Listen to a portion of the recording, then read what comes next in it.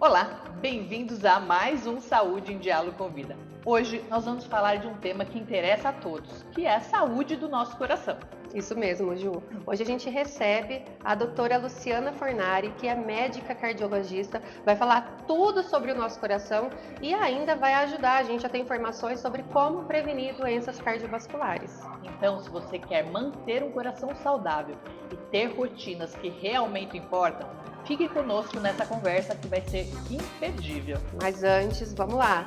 Curte, comente, compartilhe esse episódio com aquelas pessoas que possam se interessar pelo assunto. E agora sim, né, Ju? Vamos lá? Vamos lá!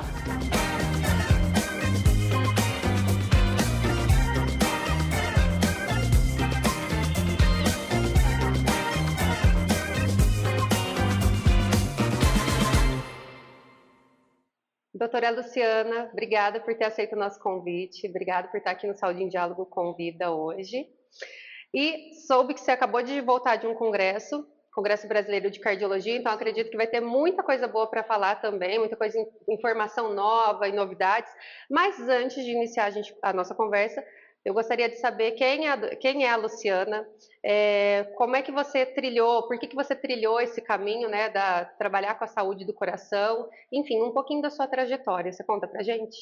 Então, Thalita, obrigada pela oportunidade de estar aqui com vocês hoje, é muito bacana. Eu fiz medicina na Universidade de São Paulo, fiz residência médica em clínica médica e depois em cardiologia no Instituto do Coração da Universidade de São Paulo.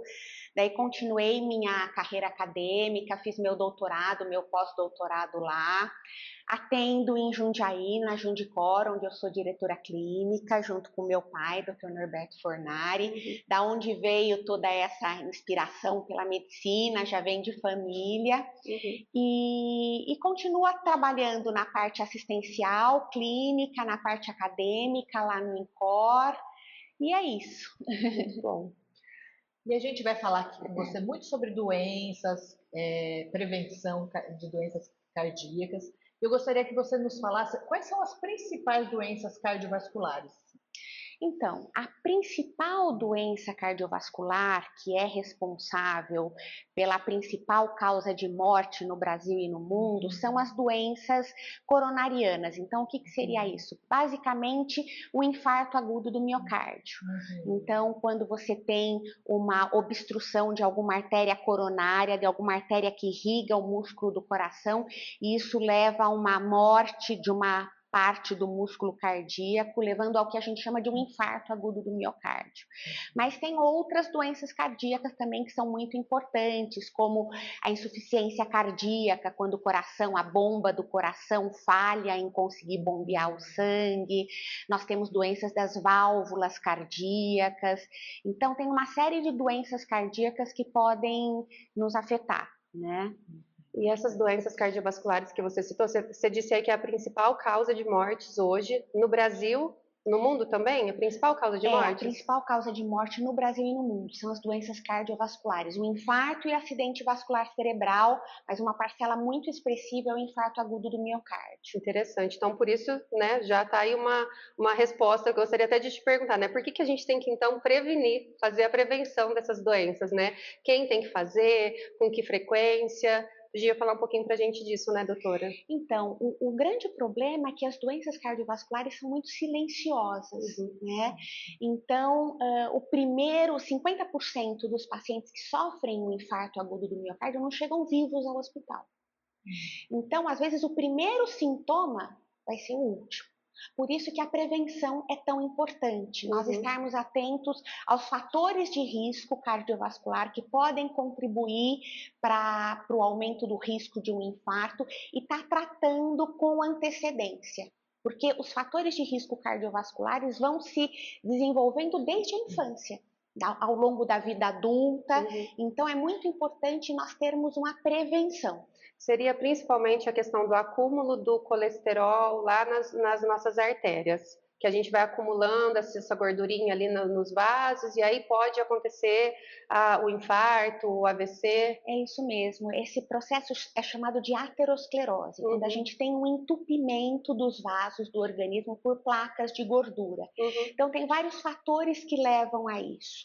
O aumento do colesterol ruim, o LDL colesterol, a hipertensão arterial é outro fator que pode levar ao desenvolvimento dessa aterosclerose, o diabetes, o sedentarismo, a obesidade, o tabagismo. Então, são vários fatores que podem contribuir para essa aterosclerose, esse entupimento das artérias por placas de gordura, que quando entope no coração pode levar a um infarto agudo do miocárdio, quando entope no cérebro pode levar a um acidente vascular cerebral. Interessante. E a gente observa muitas pessoas buscando atividade física, enfim, se recomendam sempre muita atividade física, até para prevenção de doenças, tudo.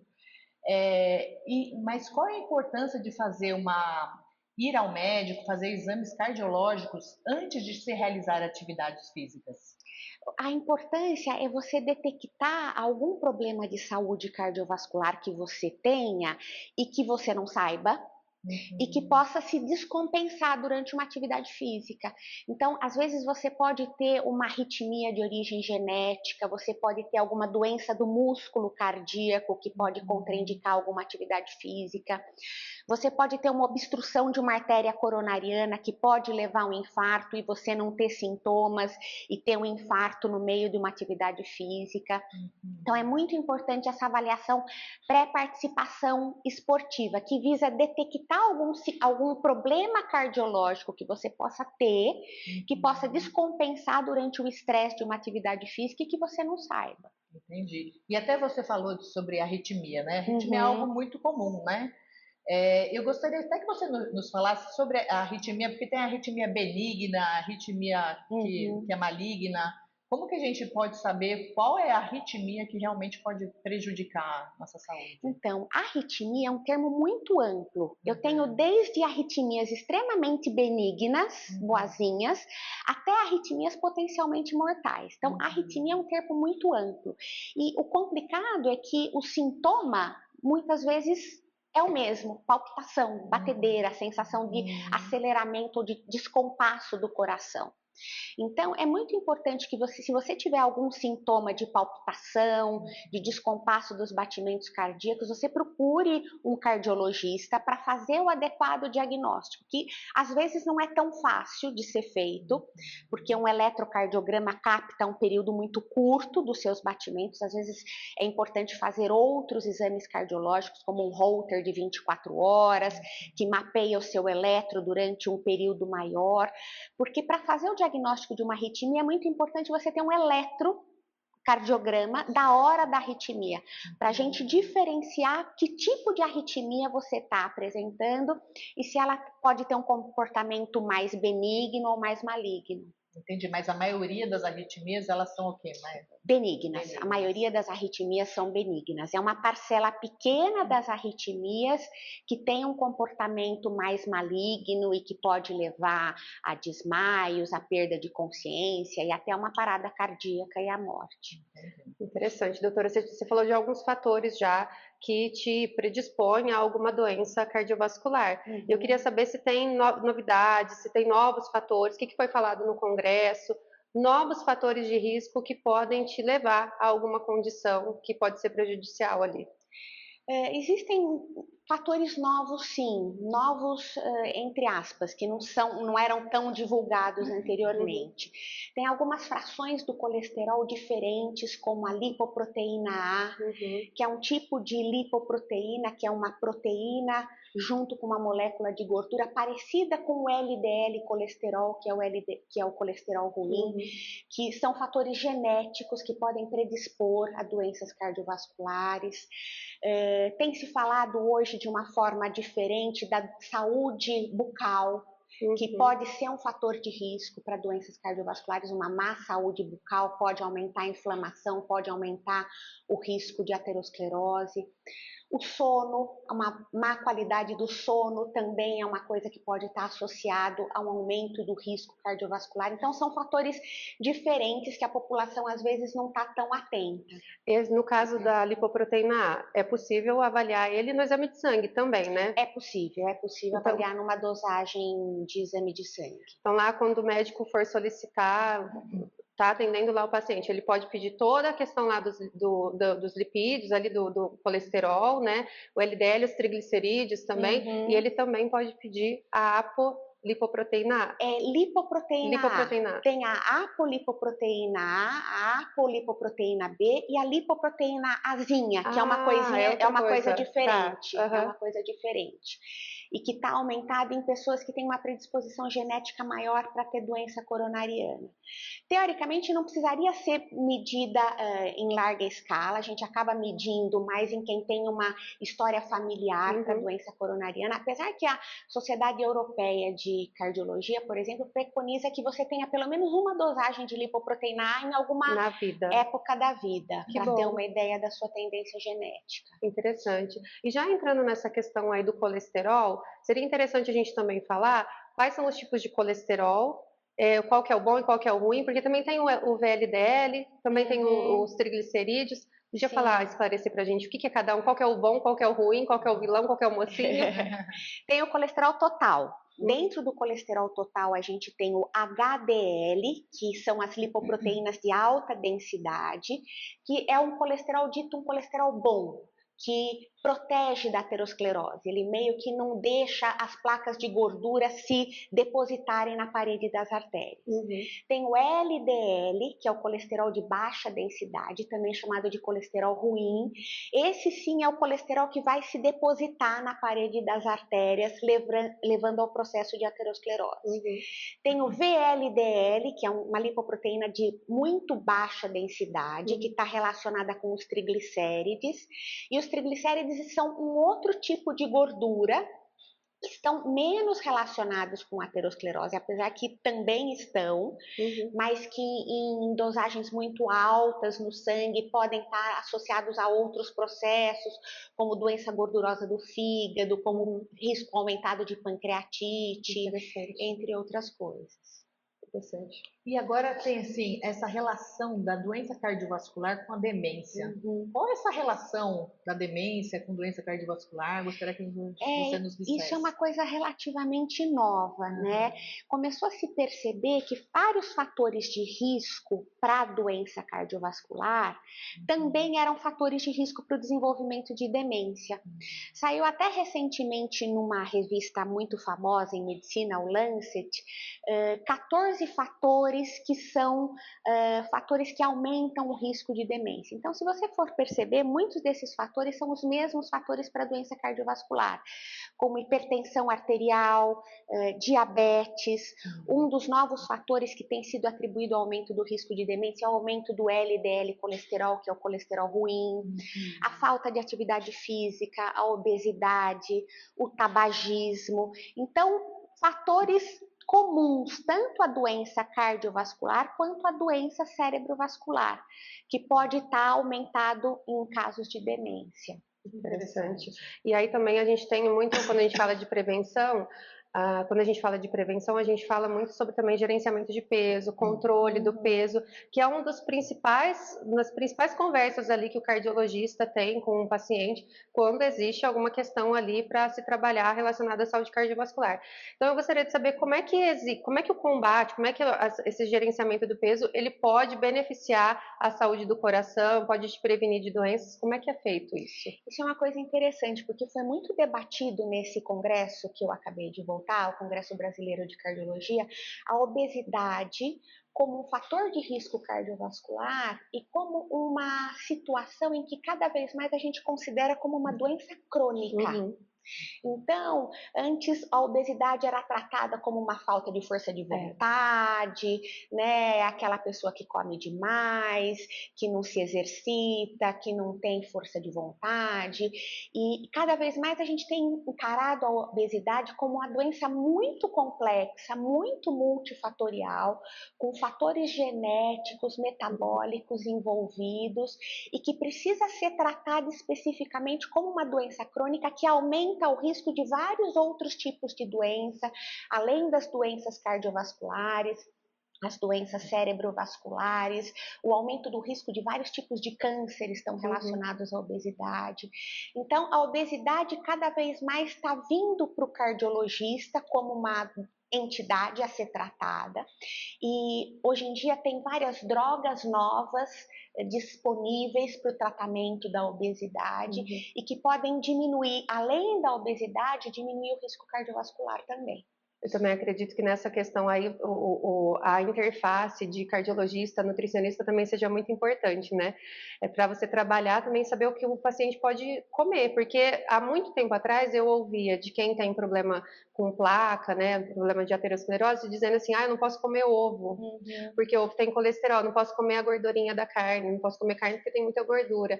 E hoje em dia isso está mais desmistificado, né? A gente não considera esses alimentos tão vilões assim, até porque tem uma relação, né? O corpo produz a maior parte do colesterol no nosso corpo, né?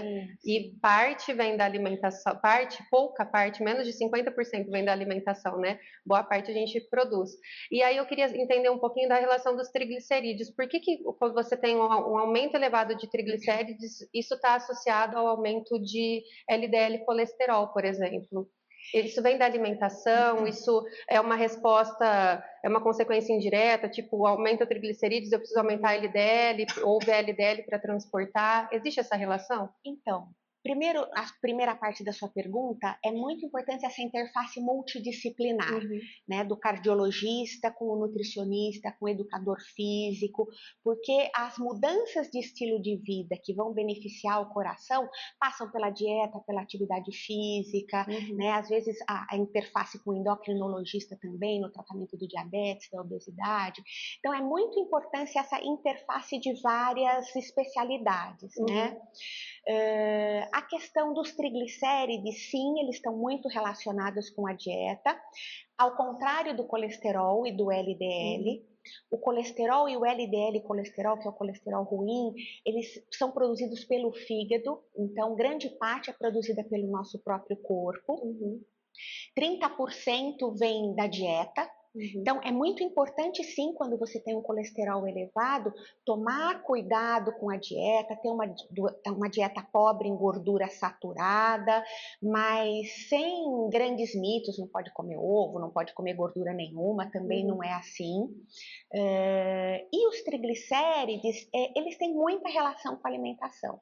Então, eles não vêm só do metabolismo das gorduras, como vem do metabolismo dos açúcares, dos carboidratos e da bebida alcoólica. Então, tanto gordura, quanto açúcar, quanto bebida alcoólica pode aumentar os triglicérides. E eles respondem muito mais rapidamente a mudanças da dieta. Tanto que, se você tiver uma dieta rica em açúcar ou em bebida alcoólica 1 dia, 2 dias antes da dosagem do exame de sangue, vai alterar, ao contrário do colesterol. Então, é importante estar em jejum para a dosagem por conta dos triglicérides, não tanto por conta do colesterol. Entendi. Então, uma segunda-feira para você fazer o seu exame de sangue talvez não seja o melhor dia. Seja o melhor dia. Seja talvez você medir ali na quinta, na sexta-feira, que você está mais normal do que o fim de semana, que deu uma jacada. É verdade. Gostei da dica. E a gente já falou um pouco sobre as placas de aterosclerose, né? E eu gostaria de saber como que a gente pode identificá-las e se tem como reverter ou impedir o crescimento delas. Então, a gente pode detectar a possibilidade de uma obstrução de uma artéria do coração, por exemplo, por uma placa de aterosclerose, indiretamente, por exemplo, quando você faz um teste ergométrico, você pode avaliar alterações do eletro durante o exercício que digam que aquele músculo do coração está sofrendo por falta de oxigenação. Mas existem outros exames, como o ultrassom das carótidas, você pode detectar a presença de pequenas placas de aterosclerose. Hoje em dia você tem ultrassom de abdômen, pode detectar a placa de aterosclerose na aorta, um ecocardiograma, um ultrassom do coração também pode detectar uma placa de aterosclerose na aorta.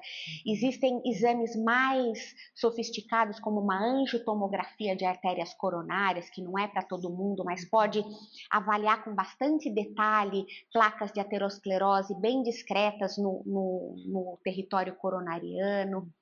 E antigamente se achava que quando você tinha alguma placa de gordura em qualquer artéria sua, isso era irreversível. Você tem, só vai impedir de formar mais e não tem como voltar atrás.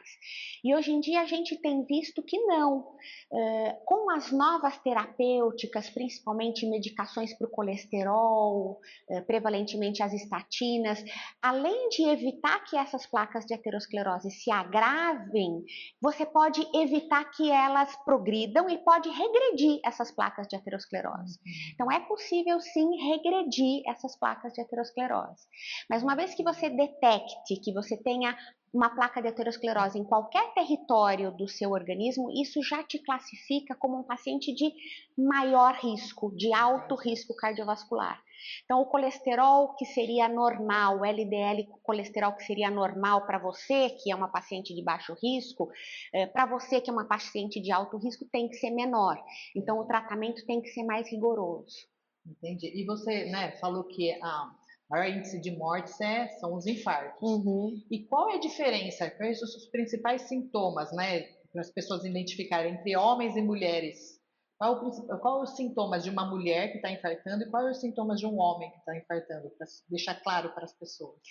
Então, existem os sintomas mais comuns, que são alardeados para todo mundo, que são mais comuns em homens, em mulheres também, que são aquela clássica dor no peito, uma dor no peito em aperto, em queimação, com irradiação para o braço esquerdo ou para ambos os braços, pode irradiar para as costas, pode irradiar para a mandíbula, às vezes associado a náuseas, vômitos, sudorese fria.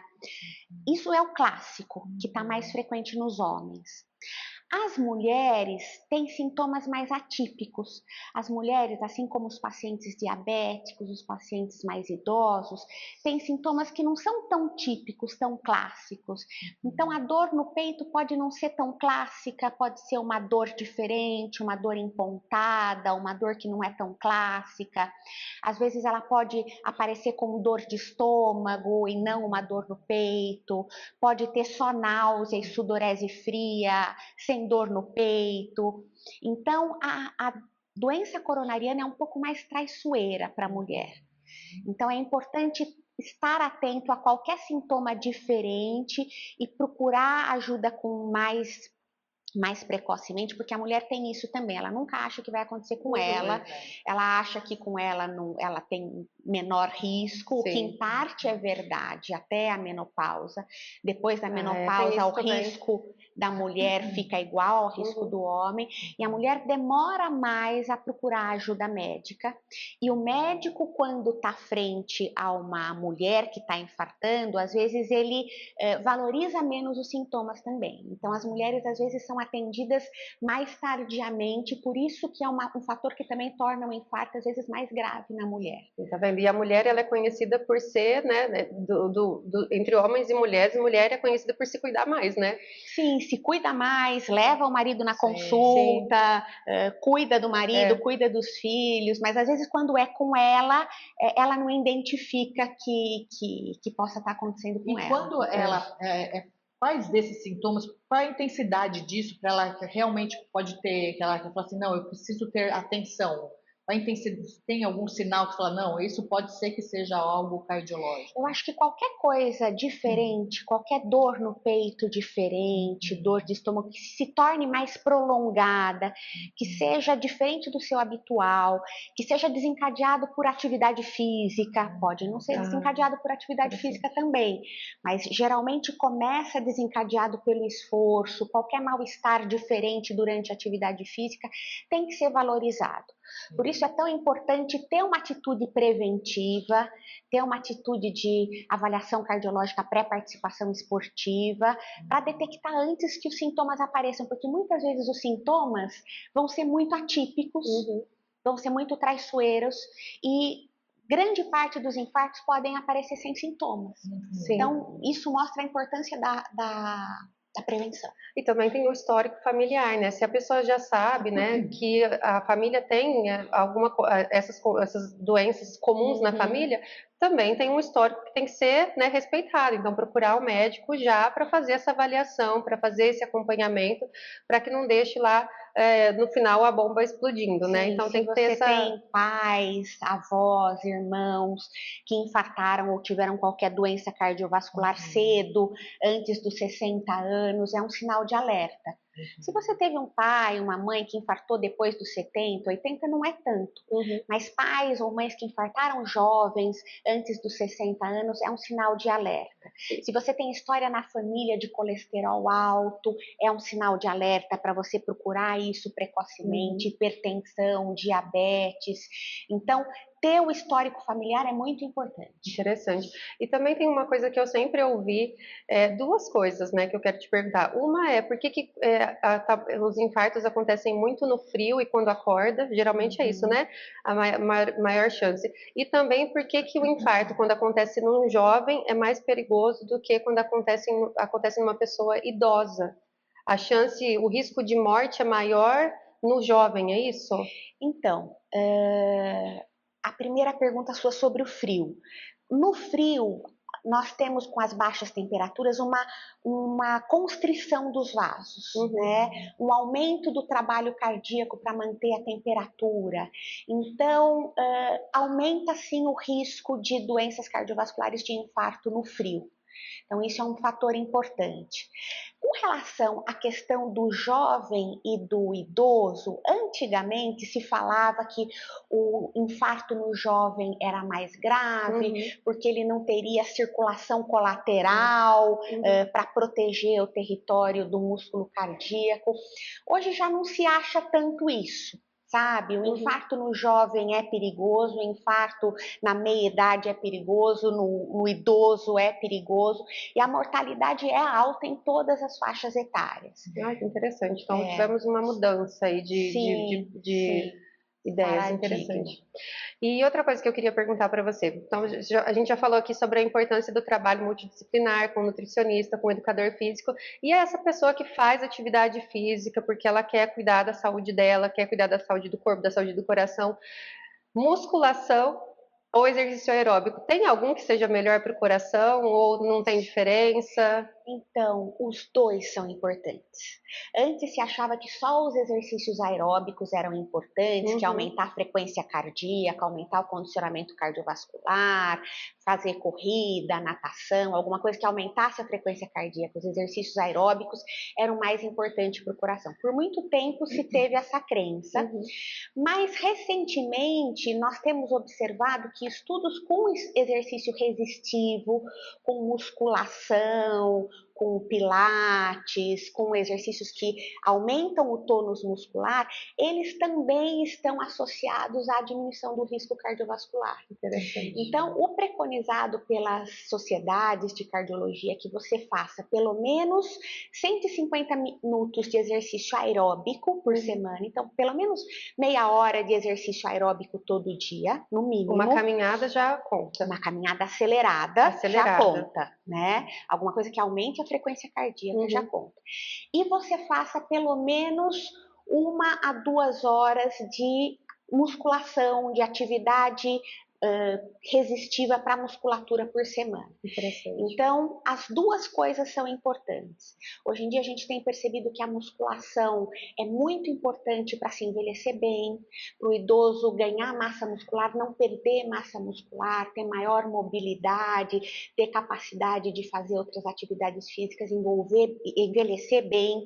Então, a musculatura, o grau de massa muscular que você tem é um indicador de um envelhecimento saudável, de uma diminuição de risco cardiovascular também. Então, os dois, exercício aeróbico e musculação. Não dá para fugir. Não. Tipo, só gosto de um, não, tem que ser os dois. O ideal Um complementou. é os um dois. complementou. Sim. Dia sim, dia não, você vai fazer um ou outro, é para isso. todo mundo. Isso. E doutora, e você acabou de voltar do congresso, né? E eu gostaria de saber de você se você traz alguma novidade de tratamento, de prevenção, o que estão falando agora no congresso? Então, tem se falado muito sobre as medicações que combatem a obesidade e diminuem o risco cardiovascular, que é a semaglutida, a liraglutida, que são medicações injetáveis que você pode usar para diminuir o risco de diabetes.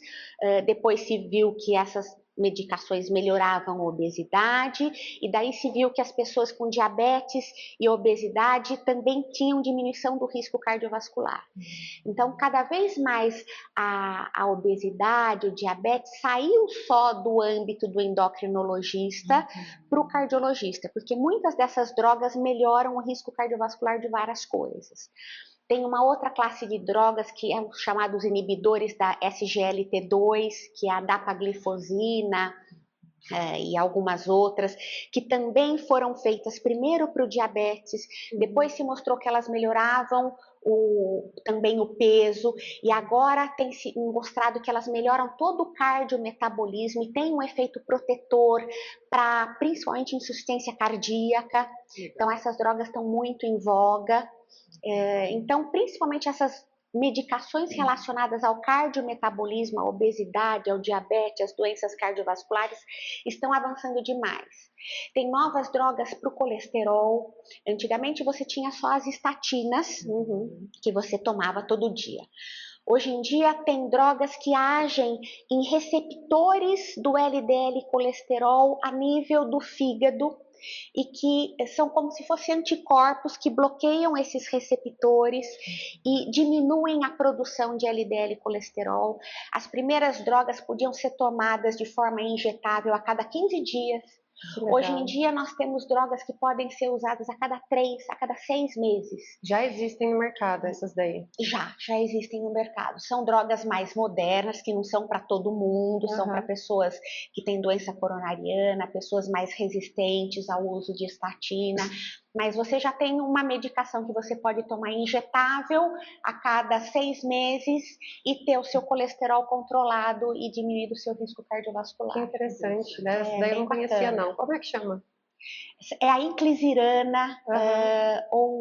tem também a cada 15 dias o Errepar, é o evolocumab, o alerecumab, é a cada 15 dias. A inclisiran saiu agora com meses de diferença. Que interessante, olha só.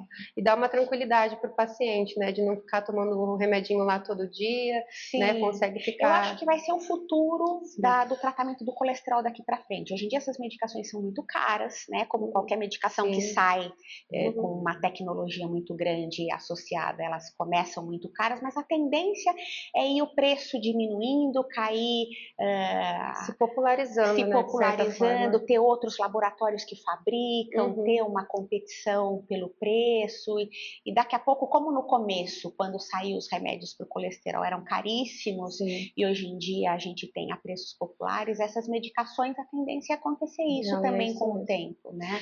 E além desses medicamentos novos, os clássicos, os antigos, a gente também tem vacinas, né? Existe vacina, então, para proteger o coração?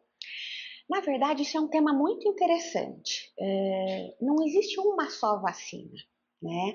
A maioria, as vacinas de um modo geral, vacinas para gripe, para pneumonia, para herpes zoster, são vacinas que mostraram que, além de combater as infecções para as quais elas foram programadas para combater, elas diminuem todo um processo inflamatório dentro do organismo.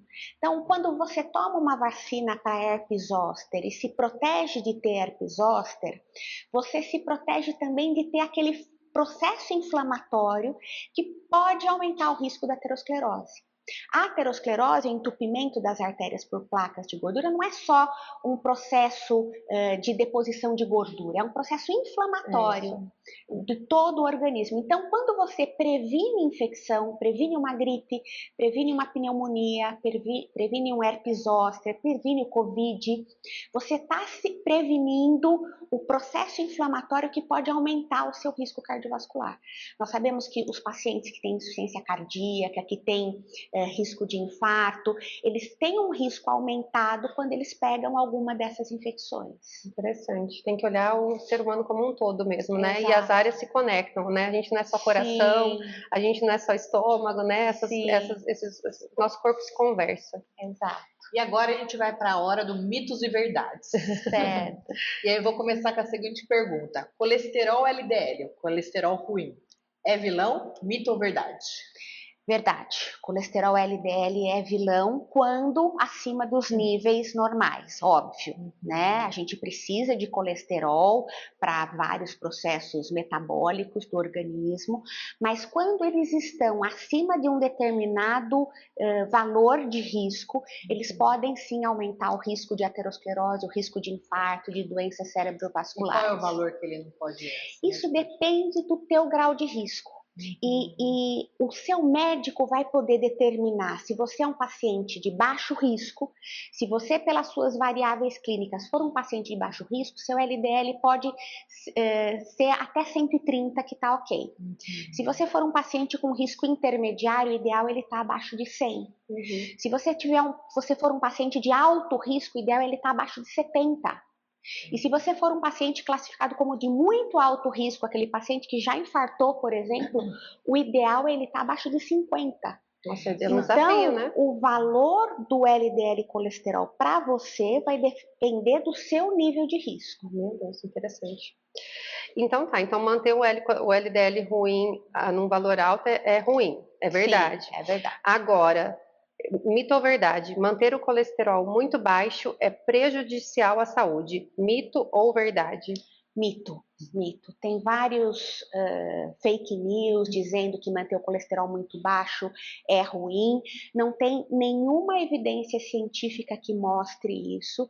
Todos os estudos que foram feitos com medicações para colesterol, com estatinas ou outras medicações para o colesterol, que chegaram a níveis muito baixos de colesterol, não se mostrou nenhum malefício com relação a isso. Então é mito. Estatinas aumentam o risco de demência? Mito ou verdade? Mito. Tem uma indústria da fake news em volta das estatinas, atribuindo vários efeitos colaterais, vários riscos ao uso das estatinas. E esse mito de que a estatina pode aumentar o risco de demência não é verdade, não existe nenhum estudo científico mostrando isso, absolutamente não tem nada de verdade nisso. E você já comentou aqui, mas eu queria reforçar. Os sintomas do infarto são diferentes em homens e mulheres. Mito ou verdade? Verdade. Isso pode acontecer, as mulheres podem cursar com sintomas mais atípicos, mais disfarçados, que não chamem tanto atenção. É mais silencioso na mulher do que no homem. Exato.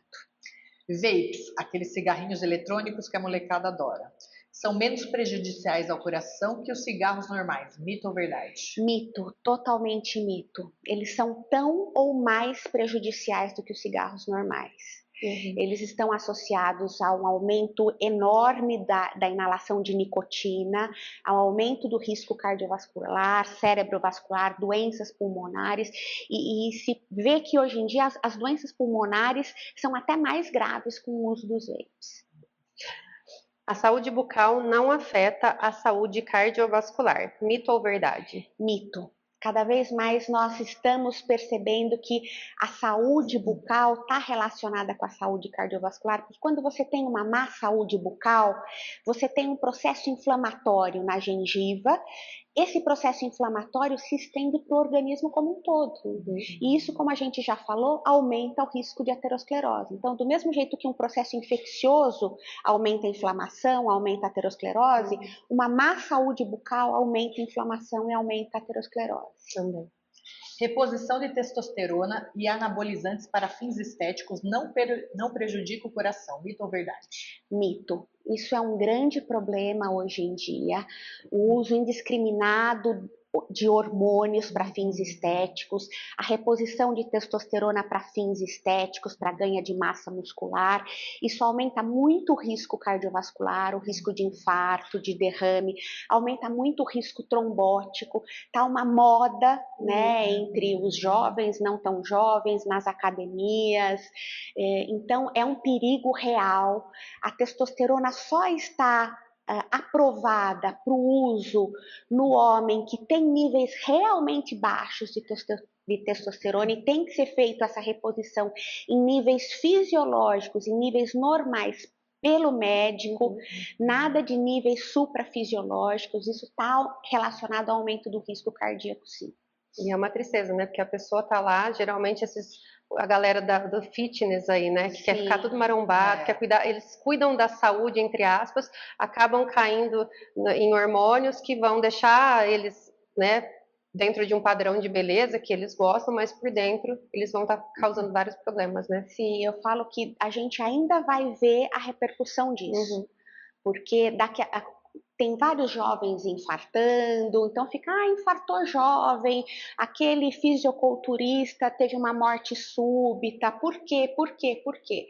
Né? Eu acho que tem uma relação, sim, com esse uso indiscriminado de anabolizantes e de hormônios para fins estéticos. Também concordo.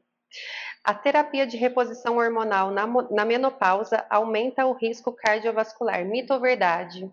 Mito. Teve uma época de muita dúvida se a reposição cardiovascular na mulher, a reposição hormonal na mulher podia aumentar o risco cardiovascular ou não.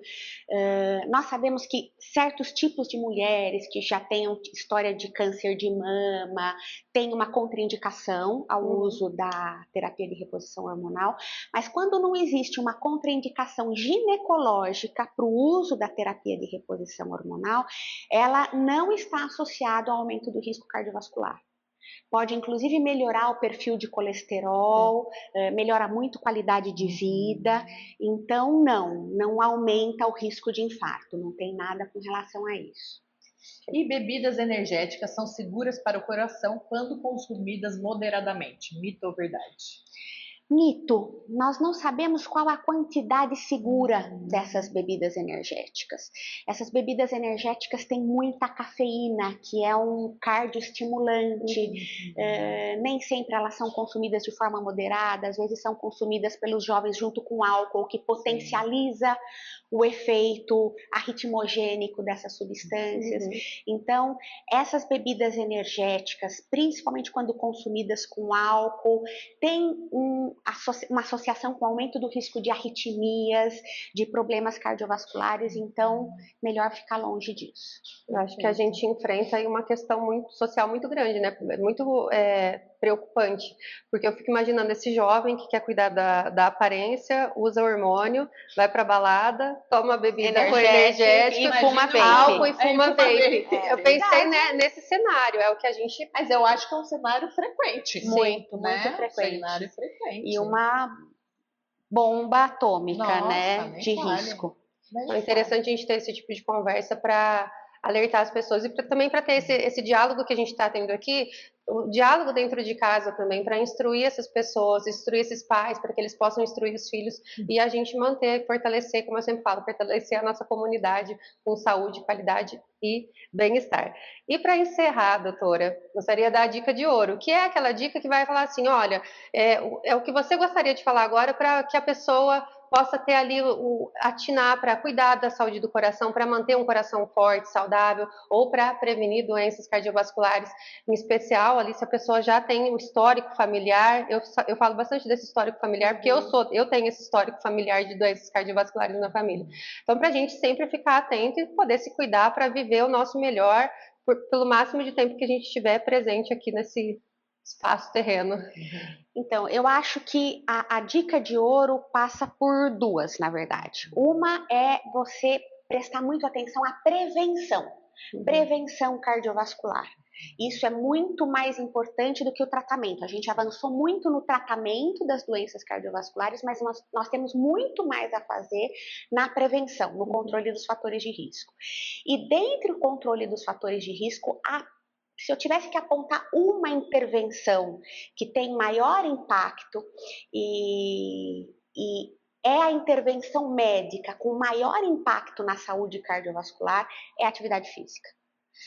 A atividade física é um fator que diminui o risco de doenças cardiovasculares. É a intervenção médica mais potente já conhecida. E a prescrição hoje em dia, né? Porque além de diminuir o risco de morte como um todo, de doenças cardiovasculares, de AVC, ela ajuda a melhorar os níveis de hipertensão, a controlar os níveis de diabetes, ajuda a controlar os níveis de colesterol, ajuda a diminuir o risco de demência, de Alzheimer, de doenças cerebrovasculares. Então, a atividade física como um todo é uma das principais intervenções médicas que pode diminuir o seu risco cardiovascular e diminuir o risco de vários outros tipos de doença, até como câncer, vários tipos de câncer e tudo mais.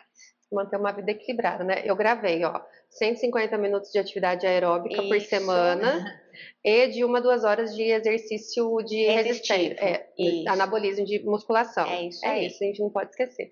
Muito aí. obrigada, viu? Adorei a dica de ouro. Obrigada. Agora um recadinho para você que gostou desse episódio. Vamos fortalecer essa conversa dentro de casa também. Distribui esse vídeo para os seus familiares, para que a gente possa ter saúde dentro de casa e saber se cuidar e saber onde procurar a informação correta. Curte, comente, compartilhe e a gente se vê no próximo episódio. Tchau, tchau!